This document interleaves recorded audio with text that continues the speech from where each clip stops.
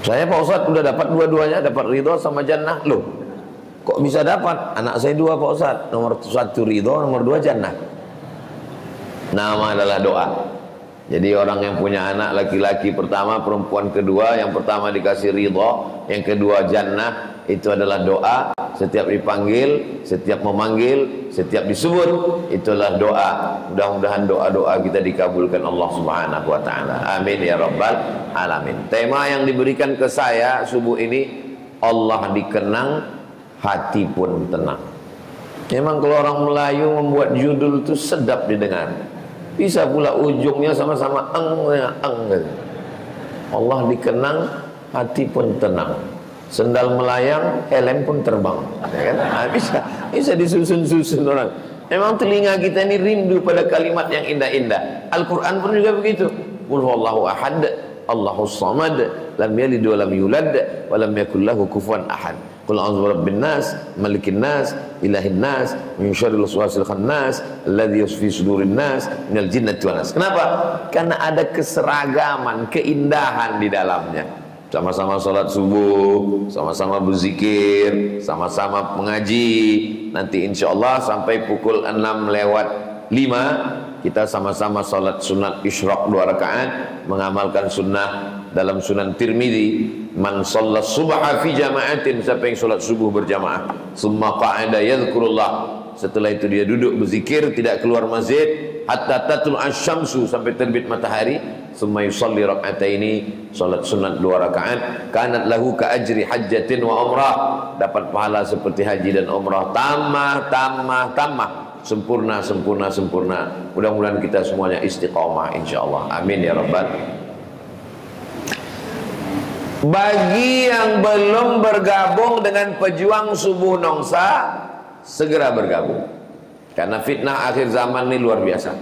Bagi yang sudah bergabung, mudah-mudahan istiqamah. Bagi yang belum bergabung, segera bergabung. Jangan lupa kelola grup WhatsApp dengan baik.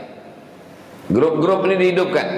Grup pejuang subuh Nongsa, datanya kita semua punya. Bulan ini dibagi 4 pekan. 1 pekan kau bertugas untuk tahajud call. Jadi tidak hanya jumpa sebulan sekali, tapi setiap malam. Walaupun di rumah berbeda, di masjid berbeda, di surau berbeda, tapi ibadahnya sama. Wa minal laili, dari sebagian malam, fatahajjad, tahajud, lawan kantuk, lawan tidur, bangun. Bro, bulan ini kau yang bertugas membangunkan tahajud call untuk grup kita ya. Iya.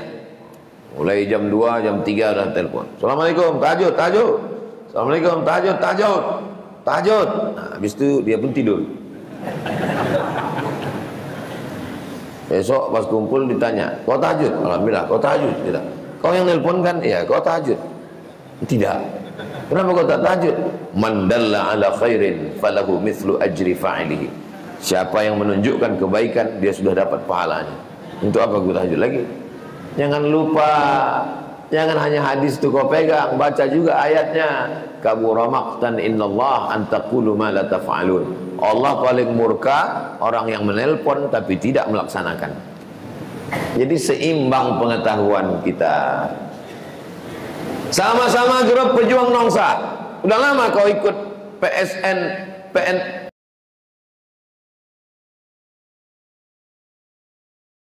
PNS atau PSN? Udah lama ikut pejuang subuh Nongsa? Sudah. Berapa lama? Udah 4 tahun. Kenal sama si Ainung? Tidak.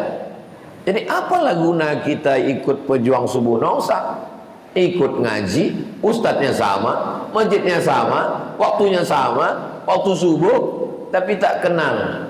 Padahal dalam Islam adalah khalaqnakum min dzakarin wa untha, kami ciptakan kamu dari laki-laki dan perempuan, wa ja'alnakum syu'uban wa qabaila, bersuku-suku, berbangsa-bangsa. Untuk apa? Lita'arafu, untuk saling kenal mengenal. Tak kenal maka tak sayang, tak sayang maka tak ngutang. Kita kenal dengan baik, tahu dengan baik, tahu rumahnya, datang silaturahim. Jangan sampai kita tahu dengan dia, ketika meninggal dibagikan surat Yasin, tengok fotonya. Ini kawan kemarin nih, Kenal kok sama dia? Pernah. Kenalnya di mana? Waktu mau berangkat motor mogok, dia lah ngasih busi kemarin. Bukan begitu. Kalau kita sudah sama-sama mengaji, satu komunitas pejuang subuh nongsa, saling tolong menolong. Siapa itu kawan kita? Kawan adalah ketika sama-sama susah. Itulah kawan. Kawan ketawa banyak, kawan senang banyak, kawan bahagia banyak. Tapi kawan yang sama-sama susah itu tak banyak. Ini yang mesti dijaga, dipelihara. Ini yang perlu disolidkan di dalam pejuang subuh nongsa ini. Fitnah akhir zaman anak muda ini luar biasa. Saya kuliah di IAIN Sultan Syarif Kasim Pekanbaru Riau tahun 96. Waktu itu ada majalah. Di majalah itu ditulis, nanti tahun 2000 ada namanya internet. Waktu itu belum ada internet lagi. Nanti tahun 2000, 4 tahun lagi waktu itu. Saya membaca majalah itu 96. Nanti tahun 2000 ada namanya internet. Internet ini akan masuk ke rumah-rumah. Orang bebas akses. Dunia akan kacau balau. Anak-anak muda akan rusak otaknya. Waktu itu saya membayangkan tahun 2000 anak muda udah kacau, berarti 2020 udah error semua, masjid udah kosong semua. Apa yang terjadi? Sekarang 2024. Saya membaca berita itu 96. Berarti udah 28 tahun yang lalu. Hari ini subuh di Batam masih ramai masjid. Jadi ketakutan-ketakutan, kecemasan-kecemasan orang tentang internet, tentang parabola, tentang Facebook. Dulu ketika awal muncul grup WhatsApp, hati-hati, ini WhatsApp tempat orang berkirim video, gambar yang tak baik, maksiat, dosa. Justru dengan grup-grup WhatsApp itulah kita bisa bekerja sama. Muncul lagi TikTok, hati-hati, TikTok ini isinya maksiat, dosa. Justru sekarang dengan TikTok itulah sholawat, tausiah, kultum, ceramah. Muncul YouTube, ini penyebar maksiat, dosa. Justru dengan YouTube itulah jamaah bisa mengenal para ustadz guru-guru kita semua. Jadi kembali semuanya, internet, YouTube, film, sinetron, TikTok, Instagram, Telegram, miligram, kilogram, ini semua hanyalah wasilah, tergantung orangnya. Kalau orangnya baik, internet jadi baik. Kalau orang jahat, jangankan internet, pisau lipat pun jadi jahat. Kalau orangnya baik, nah orang ini baik, apanya baik? Apakah matanya baik? Apakah telinganya baik? Ternyata mata, telinga, tangan, kaki itu hanyalah makmum. Lalu imamnya siapa? Imamnya adalah ala fil jasadi mutrah. Ketahuilah di dalam jasad ini ada segumpal, ada sekepal. Idza salahat salahal jasadu kullu. Kalau dia baik, maka yang lain ikut menjadi baik. Wa idza fasadat, kalau dia rusak, yang lain ikut menjadi rusak. Telinga mengikut, mata mengikut, otak mengikut, kaki mengikut, tangan mengikut, makmum. Imamnya siapa? Imamnya itulah dia yang segumpal. Sesuai dengan tema kita subuh ini, hati pun tenang. Itulah dia. Itulah yang menjadi memimpin imam itu adalah hati. Di mana letaknya Pak Ustadz? Sebelah kiri dada, berdegup dan berdetak. Tapi itu bukan hati Pak Ustadz, itu kan jantung. Yang satu menerjemahkan qalb itu jantung, yang satu menerjemahkan qalb itu hati. Akhirnya berkelahi antara jantung dengan hati. Nah, kita macam mana? Kita gabungkan aja mereka berdua. Apa itu? Jantung hati.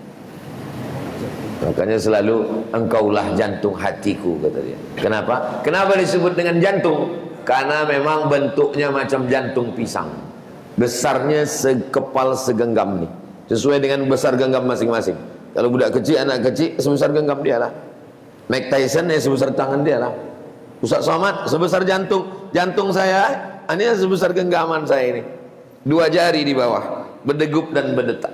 Coba rasa masing-masing. Masih berdegup? Alhamdulillah. Kalau tak berdegup, cepat kasih tahu. Kain kapan dah siap. Jadi kalau ada orang mati mendadak, Itu kan bapak yang selalu aktif di Pejuang Subuh Nongsa. Iya, dulu sama-sama kami itu dulu. Kami pergi ke masjid sana, ke surau sana dengan Ustaz Marsofwan, dengan Ustaz Abdul Rahman. Ikut dia ini selalu. Iya. Mana dia sekarang? Meninggal mendadak. Kenapa mendadak? Gara-gara serangan jantung. Begitulah pentingnya fungsi dia. Kalau ada orang mati mendadak tanpa sakit, dapat dipastikan itu kena serangan jantung. Belum pernah lagi kita dapat berita dia mendadak meninggal. Kenapa? Kena kurap. Tak ada. Begitulah pentingnya jantung. Karena fungsi jantung menyemburkan darah dari jantung naik ke otak, dari otak turun ke mata, dari otak turun ke telinga, dari otak turun ke tangan. Kalau darah tidak lancar, itulah yang disebut dengan stroke ringan. Lama-lama stroke berat. Gara-gara apa? Gara-gara kolesterol. Kolesterolnya di mana? Udang, kepiting, kerang, gonggong. Jadi yang paling sangat bisa kena kolesterol ya orang Batam inilah, hati-hatilah. Tapi insya Allah kalau kita istiqomah menjaga sholat subuh berjamaah bersama, berjalan kaki, bergerak, badannya sehat, pikirannya sehat, insya Allah. Buktinya mana? Ini buktinya masjid tetap ramai dan penuh. 2 lantai masjidnya penuh semuanya. Mudah-mudahan beginilah seterusnya insya Allah. Amin ya rabbal alamin. Allah dikenang, hati pun tenang. Ini ayat Al-Quran ini sebetulnya. Mana ayatnya? Ala bizikrillahi tatma'innul qulub. Dengan banyak berzikir mengingat Allah, maka hati menjadi tenang. Semakin besar kota metropolitan, semakin banyak bisnis. Biasanya kota-kota itu makin banyak menyediakan tempat-tempat ketenangan. Diskotik, apa yang dicari orang di diskotik itu? Mencari ketenangan. Masuk ke dalam dengar lagu pop, belum juga tenang. Masuk lagu dangdut, tak juga tenang. Lagu R&B, tak juga tenang. Lagu K-pop, tak juga tenang. Makan pil anjing gila, baru tenang. Apa yang dicari orang ngisap ganja? Tenang. Apa yang dicari orang sabu-sabu? Tenang. Apa yang dicari orang minum koplo? Tenang. Semuanya mencari ketenangan. Tapi ketenangannya ketenangan memang sekarang lagi tren palsu-palsu ini memang. Dari mulai alamat palsu sampai zikir palsu. Ketenangan palsu. Datanglah ibu-ibu menjumpai saya. Ustaz Abdul Somad. Ya, ada yang mau saya tanya sama Ustaz ini. Tapi saya malu depan orang banyak. Ini mesti 4 mata Pak Ustaz. Saya bilang jangankan 4 mata, 3 mata pun bisa. Apa namanya? Saya Pak Ustaz, kalau mendengar lagu dangdut itu tenang kali hati saya. Saya bilang itu ketenangannya dari setan. Setanlah yang membisikkan tenang, tenang, tenang, supaya ikut kepada dia. Ketenangan yang hakiki, yang benar hanyalah dengan zikir. Jiwa manusia ini terbagi 3. Ada dia pemberontak saja, buat maksiat saja, cakapnya ghibah, namimah, adu domba, matanya melihat yang haram, telinga mendengar yang haram, perbuatannya haram, judi, riba, zina, narkoba. Ini namanya nafsul ammaratum bisu. Inna nafsa la ammaratum bisu. Selalu mengajak kepada yang jahat, jahat, jahat. Kalau ngomong kita sama dia 5 menit, menit pertama itu aja yang baik. Masuk menit 1,5 setan aja isinya. Yang kedua, ini lawan dari ammaratum bisu. Kalau ammaratum bisu di sini, ini yang di sini tenang aja, ngomongnya tenang, cakapnya tenang, hatinya tenang. Inilah yang diundang, dipanggil oleh Allah. Ya ayyatuhan nafsul mutmainnah, irji'i ila rabbiki radiyatan mardiyah, fadkhuli fi ibadi wadkhuli jannati. Lama hidup banyak dirasa, jauh berjalan banyak ditengok. Alhamdulillah dalam perjalanan ini kita jumpa sama yang model dua orang ini. Ada orang modelnya kalau bercakap sama dia bergetar aja jantung hati kita, mau mengamuk aja bawaan kita. Tapi ada orang kita udah mau mengamuk, jumpa sama dia tenang hati kita. Belum lagi bercakap, baru menengok mukanya tenang. Betul-betul Pak Ustaz, betul Pak Ustaz. Ada memang kawan-kawan saya itu asal saya tengok mukanya naik setan saya. Kenapa? Utangnya tak bayar-bayar Pak Ustaz. Ammaratum bisu, jahat. Mutmainnah, baik. Ini ada yang tengah-tengah. Ini namanya lawamah. Yang lawamah ini tergantung siapa yang ngajak. Bro, ayo kita ikut pejuang subuh nongsa. Ayo kita tablik akbar. Ayo kita zikir. Ayo bawa motor biker subuhan. Ayo, itu tergantung. Ayo mabuk. Ayo sakau. Oke. Ayo kita pakai narkoba. Yuk, haram. Aku yang bayar. Oke. Ini namanya lawamah. Ini tiga-tiganya ini sebetulnya nafsu itu satu, bukan nafsu itu tiga, nafsu itu satu. Tapi kalau dia hanya jahat, namanya ammaratum bisu. Kalau dia mencela-mencela ke sana kemari, namanya lawamah. Tapi kalau dia sudah mutmainnah, tenang, itulah dia yang dekat kepada Allah. Doakan supaya ngomong yang ceramah ini supaya nafsu jiwanya ini mutmainnah insyaallah. Amin ya rabbal. Bagaimana cara memutmainnahkan, menenangkan jiwa ini? Jiwa apa hati Pak Ustaz? Sebelum Islam datang, nenek moyang kita sudah tahu bahwa ada namanya zahir, ada namanya batin. Minta maaf Idul Fitri juga gitu. Mohon maaf zahir dan batin. Ada yang nampak kulit, daging, darah, tulang, bulu, kuku, sumsum. Ini yang nampak. Tapi ada yang tak nampak di dalam. Orang dulu nenek moyang kita sebelum Nabi Muhammad bawa Islam, sebelum ulama datang ke negeri Melayu, nenek moyang kita sudah tahu. Dan itu disebutkan dalam lagu kebangsaan Indonesia Raya. Bangunlah jiwanya, bangunlah badannya untuk Indonesia Raya. Yang dibangun itu badan dulu atau jiwa? Jiwanya dulu. Kenapa jiwanya dulu? Karena badan hanya mengikut saja. Yang utama adalah jiwanya dibangun. Jiwa bukan bahasa Arab. Bahasa Arabnya adalah qalb. Kenapa dia disebut dengan qalb? Karena dia berbolak-balik. Qallaba yuqallibu, taqallaba yataqallabu, berbolak-balik. Yusbihu mu'minan, paginya beriman, wa yumsi kafiran, petang keluarnya pun bertiup. Itu arti ruh. Nafakhtu fihi mir ruhi, aku tiupkan, aku hembuskan ke dalam badannya ruh. Ini tanah, lalu ditiupkan ke dalam tanah itu ruh. Faqa'u lahu sajidin. Tanah hitam, rendah, busuk, dipijak-pijak. Tapi begitu ruh masuk ke dalam tanah, semua malaikat bersujud kepadanya kecuali iblis. Itulah dia ruh Nabi Adam alaihi salam. Dan keluarnya pun berhembus. Napas kita ini kan dua, sekali tarik, sekali hembus. Tarik,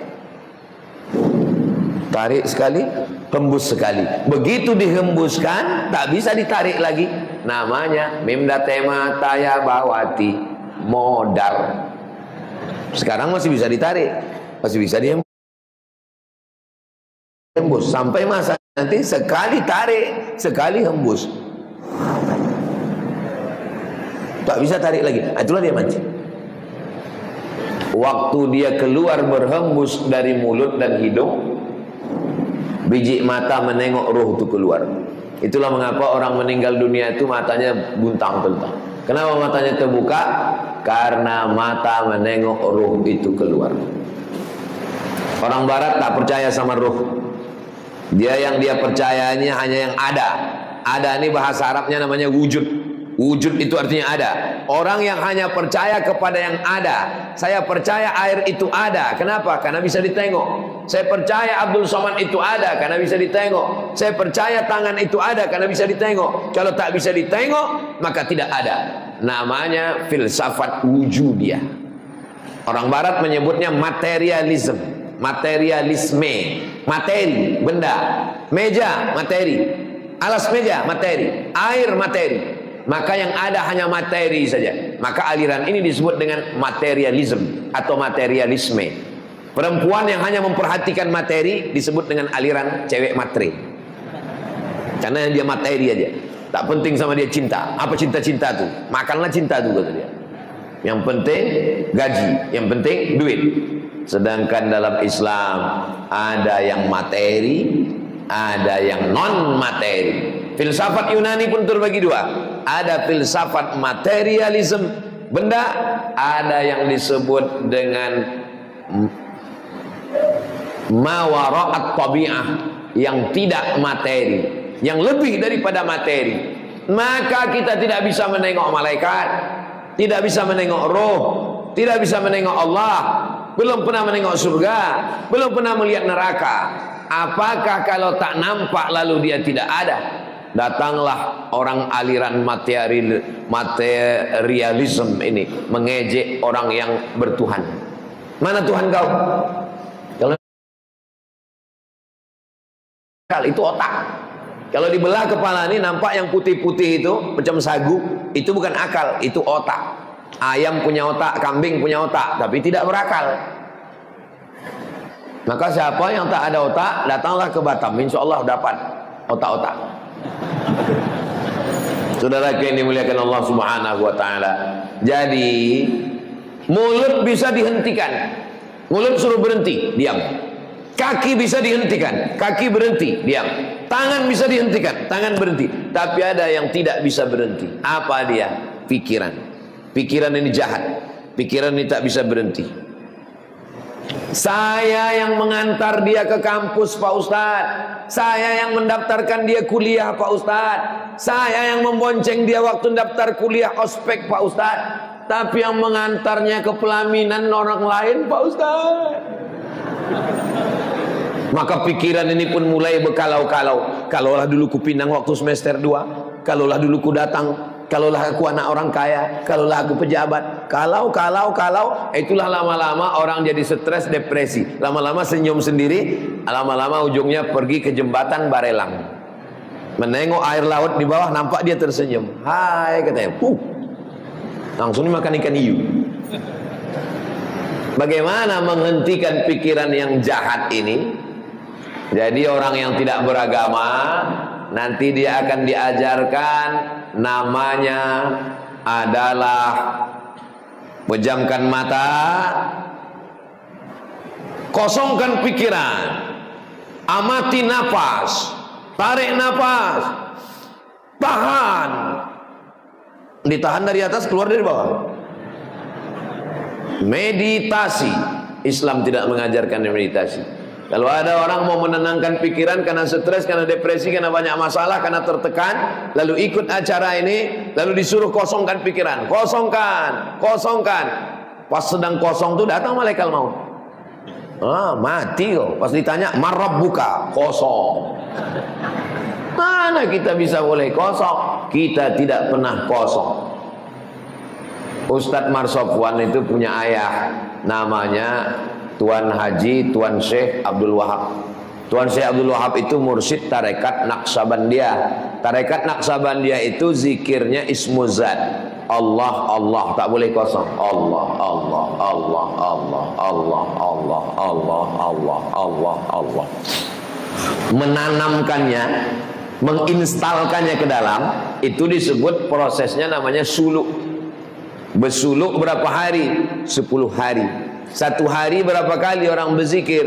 70.000 kali untuk menanamkan itu ke dalam. Allah, Allah. Kerjanya cuma zikir, sholat, makan, zikir, sholat, makan, zikir, sholat, makan. Kenapa orang bersuluk itu makannya nasi putih? Kenapa tak boleh pakai gulai? Orang bersuluk, pejam mata, berzikir. Kalau makan gulai kambing, pejam mata, nampak bini. Kalau dia makan nasi putih, badannya lemah, libido seksualnya turun, fokus dia berzikir. Kenapa mesti dalam kelambu? Itu namanya rabitatul qabr, mengikatkan diri dengan kubur, seolah-olah dia sedang berada di liang lahat. Liang lahat itu kan peta 4. Tapi tak semua ustadz mau menjawab serius begitu. Ustadz Tengku Zulkarnain dulu ditanya, Ustadz, ya, kenapa orang bersuluk itu dalam kelambu? Banyak nyamuk, kata dia. Karena sebelum berzikir itu ditalkinkan dulu ke telinganya, macam orang mati. La ilaha illallah. Mutu qabla anta mutu. Mati sebelum mati. Mana dalilnya berzikir Allah Allah? Inna fi khalqis samawati wal ardi wa ikhtilafil laili wan nahar la ayatin li ulil albab. Siapa itu ulil albab? Alladzina yadhkuruna Allah. Itu dalil ayat Qur'annya. Orang-orang yang menyebut Allah, Allah, Allah. Kapan? Qiyaman, tegak. Wa qu'udan, duduk. Wa ala junubihim, tegak, duduk, berbaring, tak pernah berhenti. Allah, Allah, Allah, Allah. Itulah makna judul subuh ini. Allah dikenang, hati pun tenang. Allah dikenang. Zikir itu 3. Hati berzikir, mulut menyebut, pikiran sadar. Hati ingat, mulut menyebut. Tapi kan tak selamanya mulut bisa menyebut. Iyalah sekarang kita mulut bisa menyebut Subhanallah, Subhanallah, Alhamdulillah, Alhamdulillah, Allahu Akbar. Yang kerja di kantor, besok hari Senin pagi masuk kantor, kantor wali kota, kantor bupati, kantor gubernur. Kau kerja di mana? Disduk Capil, Dinas Kependudukan dan Catatan Sipil. Mentang-mentang udah berzikir, habis pengajian Allah dikenang, hati pun tenang, berzikir Subhanallah, Subhanallah. Datang orang urusan, gimana urusan surat lahir anak saya Pak? Subhanallah, Subhanallah, Subhanallah. Mana bisa? Pejabat-pejabat yang sedang ngasih kata sambutan. Jadi zikir ada yang lisan, tapi ada yang paling dahsyat, yang tak bisa didengar oleh malaikat, yang tahu hanya Allah Subhanahu wa ta'ala. Itulah dia zikir yang tak putus di dalam hati. Doakan supaya yang ceramah ini, yang ngomong ini, zikirnya tak putus. Bercakap ini mudah, tapi berzikir ini macam meniti pematang tanah liat di tengah sawah. Ini padi, ini padi. Antara kebun padi ini, di tengah ini ada tanah liat, tempat orang meniti, namanya pematang. Itu waktu memikul padi itu kan licin itu. Kadang-kadang terpeleset jatuh, naik balik. Kadang-kadang terpeleset jatuh, naik balik. Begitulah berzikir nih. Terpeleset. Itu makanya kita semuanya ada zikirnya. Menengok muka di cermin, Allahumma kama hassanta khalqi fahassin khuluqi. Menengok makanan, Allahumma barik lana fima razaqtana wa qina azabannar. Mau tidur, bismika Allahumma ahya wa amut. Bangun tidur, alhamdulillahilladzi ahyana ba'da ma amatana wa ilaihin nusyur. Keluar rumah, bismillahi tawakkaltu 'ala Allah wa atasamtu billah, la haula wala quwata illa billah. Saya Pak Ustaz sudah banyaklah dengar pengajian. Ustaz ini mengatakan zikir yang paling bagus, subhanallah wa bihamdihi subhanallahil azim. Ustaz ini mengatakan zikir yang paling bagus, la ilaha illallah. Habib ini mengatakan zikir yang paling bagus, solawat, solawat, solawat. Terus mana yang kau amalkan? Itulah Pak Ustaz, satu pun belum. Subhanallah bagus, alhamdulillah bagus, Allahu Akbar bagus, la ilaha illallah bagus, la haula wala quwata illa billah bagus, astaghfirullah bagus, Allahumma sholli ala sayyidina Muhammad bagus. Amalkan. Mana yang paling cocok, rasa tenang, teruskan. Kalau Ustaz sendiri di antara zikir-zikir yang banyak ini, mana yang Ustaz amalkan?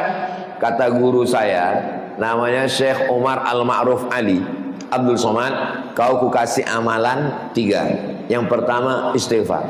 Astaghfirullahaladzim, astaghfirullahaladzim, astaghfirullahaladzim, astaghfirullahaladzim, astaghfirullahaladzim, astaghfirullahaladzim. Habis istighfar selawat. Allahumma salli ala Sayyidina Muhammad wa ala ali Sayyidina Muhammad. Allahumma salli ala Sayyidina Muhammad wa ala ali Sayyidina Muhammad. Allahumma salli ala Sayyidina Muhammad wa ala ali Sayyidina Muhammad. Yang ketiga, afdhalul dzikri fa'lam annahu la ilaha illallah. La ilaha illallah.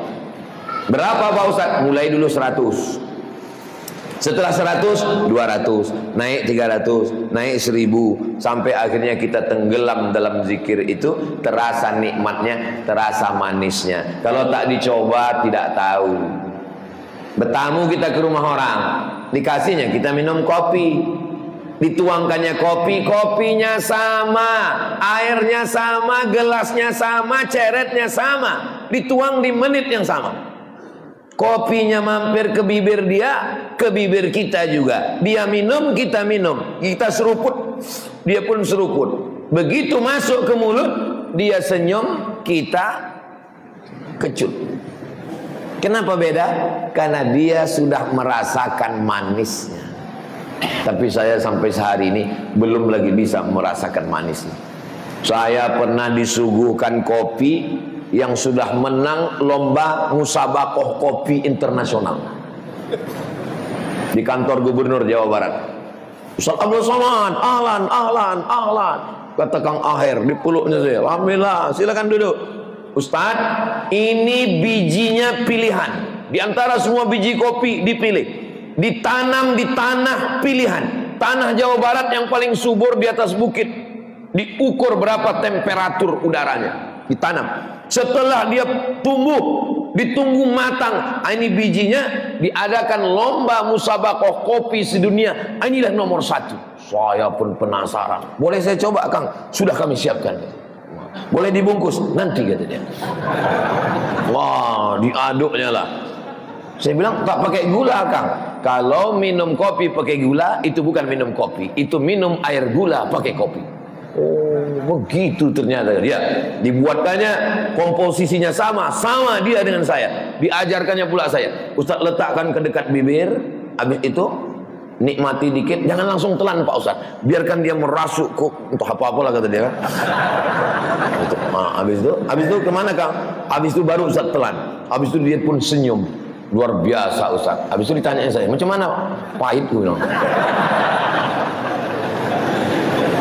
Di antara ustaz-ustaz yang penikmat kopi itu Ustaz Hanan Attaqi. Nah, itu juga penikmat kopi. Tahu dia begitu minum, tahu dia. Ini Robusta, ini Arabica, ini Torabika, ini entah apa-apa, entah. Kita tahunya Bika aja, tahu.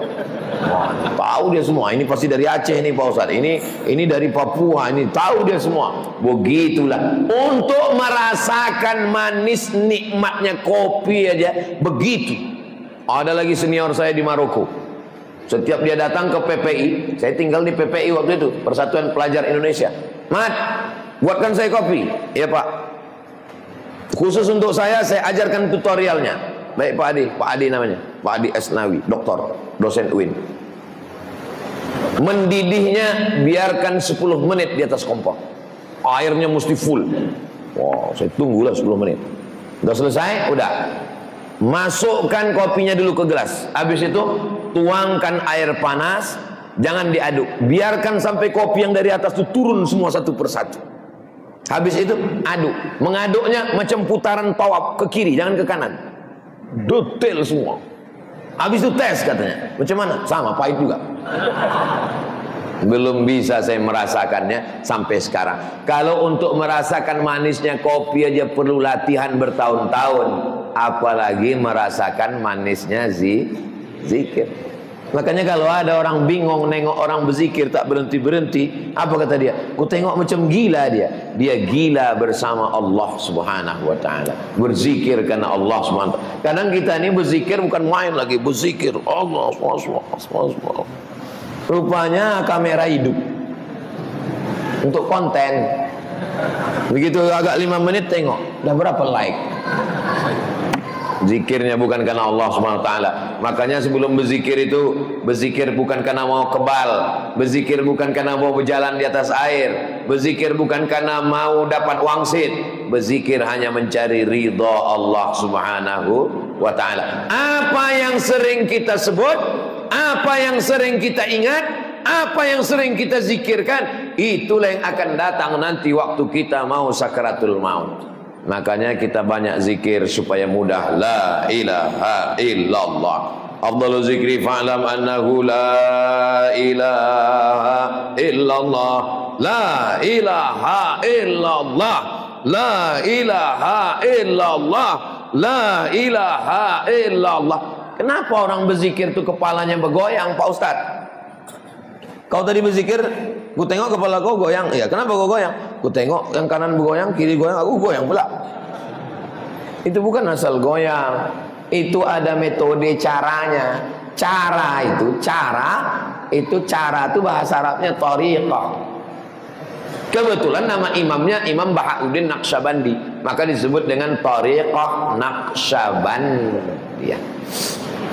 Ditarik dari bawah, la ke atas, la ilah, baru ke kanan, la ilaha, baru dipukulkan ke jantung, illallah, la ilaha illallah. Tapi saya belum mengambil baiatnya Pak Ustaz. Tak usah goyang, selalu aja, la ilaha illallah, la ilaha illallah. Bisa. Kenapa zikir itu mesti kuat? Kata Imam Abdul Wahab Asy-Sya'rani, zikir itu kuat, bergetar dari ujung rambut sampai ke ujung kaki, supaya telinga mendengar, masuk ke otak, masuk ke jantung, masuk ke sumsum. Itulah maka zikir itu kuat. La ilaha illallah, la ilaha illallah. Makanya meruqyah orang yang kerasukan jin itu memang zikir kuat. Mana ada orang meruqyah la ilaha illallah. Kata jin, kau serius apa tidak gitu. Kalau aku serius aku cabut gitu. Mana pernah ada orang meruqyah baca ayat kursinya slow. Allahu la ilaha illa huwal hayyul qayyum. Itu imam tarawih. Kalau meruqyah mana pula begitu bacanya, ke telinga sebelah kanan tuh bantaikan ke jantungnya. Allahu la ilaha illa huwal hayyul qayyum. Ustaz rupanya pernah meruqyah? Pernah. Tapi Ustaz tak pernah belajar ruqyah. Saya dewan juri musabaqah tilawatil Quran MTQ di Kabupaten Indragiri Hulu. Bangun pagi-pagi mau sarapan. Datang dewan juri manggil saya. Ustaz Somad sini. Ada apa Pak? Ini Qori'ah kerasukan setan. Mau lari kita tak enak. Masa LCMA lari dari kenyataan? Mau selesai situ. Bacakan Ustaz. Saya bacakanlah kuat-kuat. Ingat saya pesan si Abdullah Saroni, bacakan kuat-kuat. Allahu la ilaha illa huwal hayyul qayyum, la ta'khudhuhu sinatun wa la nawm. Sehat dia, sadar. Entah jinnya lari, entah dia terkejut, wallahu alam. Artinya, tapi dalam Quran disebutkan pelan. Wadhkur rabbaka fi nafsika. Sebutlah Tuhanmu dalam dirimu, jangan kuat-kuat. Itu maka sebagian masjid zikirnya kuat. Subhanallah, subhanallah, subhanallah, subhanallah. Sebagian tak bersuara.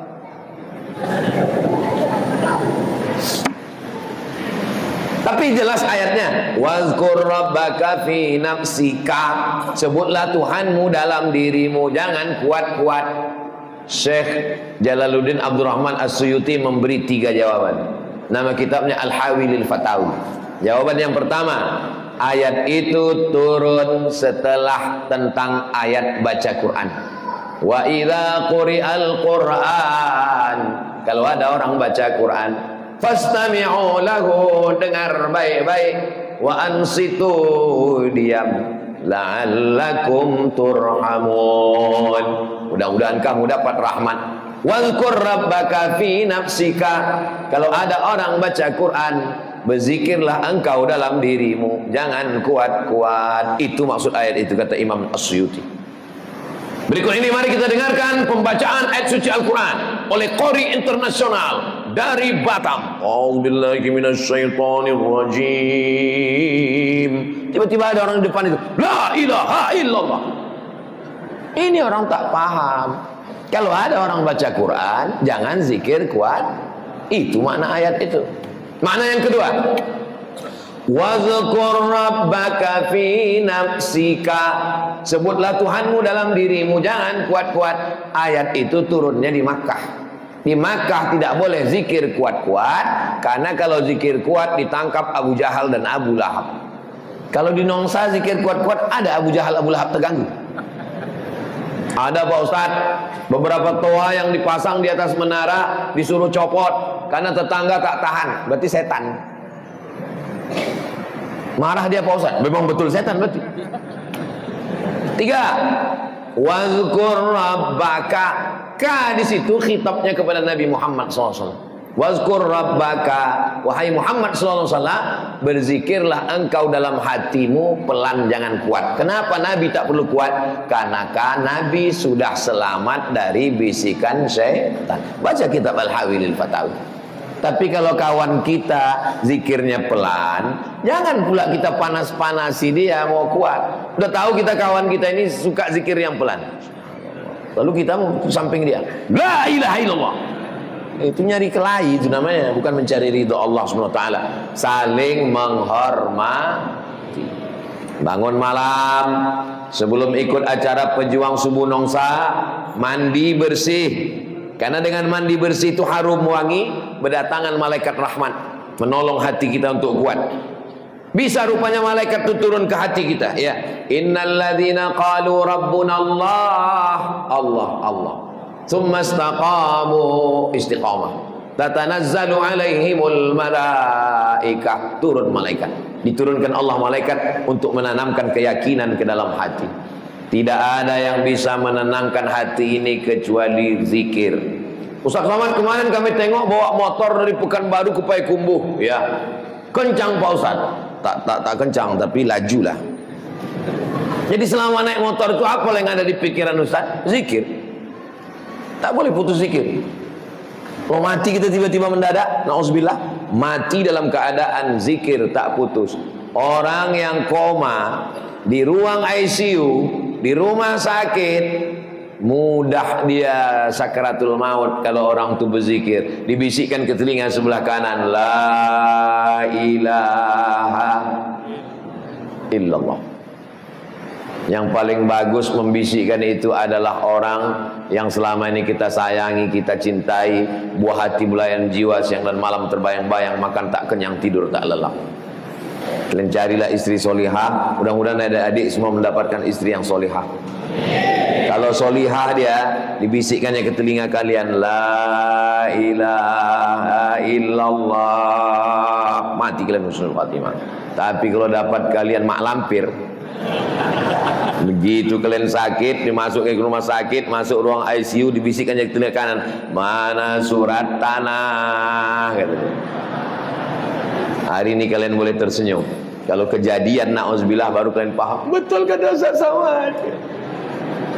Saudara yang dimuliakan Allah SWT, kata Nabi kalau mau bahagia tiga aja, tak usah banyak-banyak. Yang pertama, qalban syakira, hati yang selalu bersyukur. Syukur hidup, syukur sehat, syukur istiqomah, syukur dikenalkan dengan ustadz, syukur dikenalkan dengan guru, syukur bisa bergabung dengan pejuang subuh Nongsa, syukur. Kalau hati bersyukur, lisanan dzakira, lisan berzikir, alhamdulillah, masya Allah, tabarakallah, subhanallah, la haula wala quwwata illa billah, astagfirullah. Cobalah kadang kita nengok orang sikit-sikit, masya Allah, tabarakallah, astagfirullah, masya Allah. Kenapa? Karena hatinya bersyukur, lisannya berzikir. Ada satu lagi, zaujatan salihah, perempuan yang salihah, yang selalu mengingatkan kita lupa, kita lalai. Ingat Allah bang, ingat Allah sayang, ingat Allah bapak, ingat Allah papa, kata dia. Itulah yang membuat bahagia. Tapi kalau sudah tidak zaujatan salihah, ingat cicilan, kata dia. Hati itu bergetar, detak jantung itu normal. Ada seorang mahasiswa S2 Fakultas Kedokteran Universitas Andalas menulis disertasi judulnya pengaruh zikir terhadap detak jantung. Dia pernah datang ke saya, dibawanya Ustaz Somad, kebetulan tesis S2 saya tentang pengaruh zikir terhadap detak jantung. Saya mau betul-betul meneliti apa betul ayat Quran kalau hatinya tenang maka jantungnya normal. Bagaimana? Ternyata setelah saya teliti Pak Ustadz, orang yang pengamal zikir itu hatinya memang betul-betul tenang. Ini sudah diadakan percobaan, sudah disidangkan tesis S2 bahwa orang berzikir dicobakannya ke tarekat pengamal Naqsabandiyah yang ada di Pariaman di Sumatera Barat. Diadakan sampel, mereka yang berzikir hatinya jauh lebih tenang. Kalau jantung tak normal, berefek kepada yang lain. Jantung tak normal, darah tak normal naik ke otak, stroke ringan. Jantung tak normal, darah tak normal. Menengok rumah orang baru, jantung tak normal, naik gula darah, naik asam urat, naik asam lambung, naik asam sulfat, naik macam-macam naik. Menengok mobil orang baru, naik jantung tak normal. Tapi kalau orang yang hatinya tenang, semuanya itu datang dari Allah, semua akan kembali kepada Allah. Rumah tinggal, harta tinggal, inna lillahi wa inna ilaihi raji'un. Hati bersyukur, mulut berzikir, ada orang yang menolong kita, istri solihah, kawan baik-baik, istiqomah dalam pejuang subuh nongsa insyaallah. Akhirnya saya ucapkan selamat milad hari jadi pejuang subuh nongsa yang kelima. Mudah-mudahan kita selalu istiqomah bersama di dunia.